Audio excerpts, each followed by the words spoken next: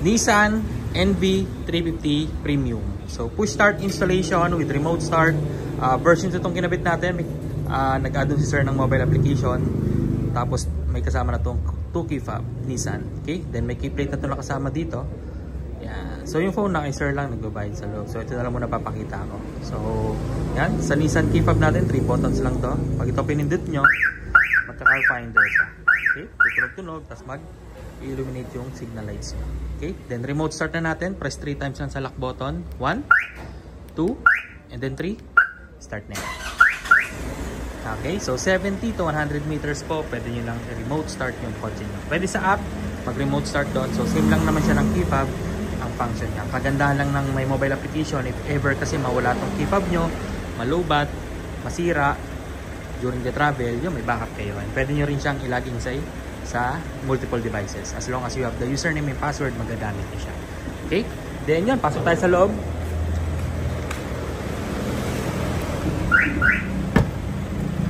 Lumapit kayo dyan, mag-automatic unlock na yan as long as naka-enable yung passive keyless entry. Kasi pwede rin siyang i-disable or i-enable anytime you want. Sa remote lang siya ginagawa.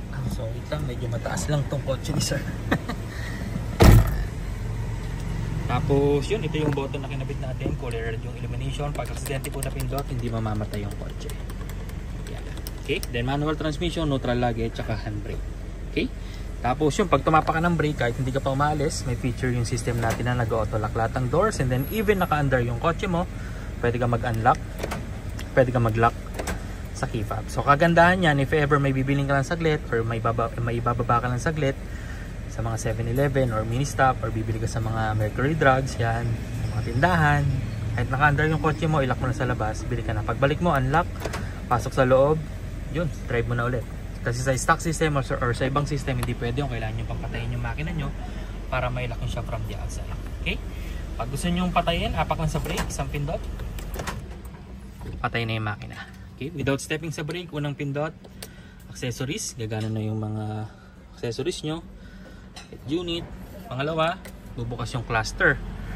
Yan, pwede nyo lang ibaba or itaas yung bintana nyo nang hindi naka-start yung kotse. So typical push start button lang naman siya kung paano gumana. Siyempre pangatlo, patay guys. Okay, pag gustong start ulit, apak sa brake, isang pindot, start na po yan. Alright, so yun lang naman guys. So basic lang naman to. Feel free to watch yung mga other videos namin posted sa aming mga social media accounts, like for example sa YouTube, TikTok, sa Facebook, sa Instagram. So check nyo na lang po yung mga other videos natin doon. So marami na po tayong nagawan, and 2 years warranty po tayo sa ating system, and then lifetime po ang ating warranty sa ating mga wirings installation.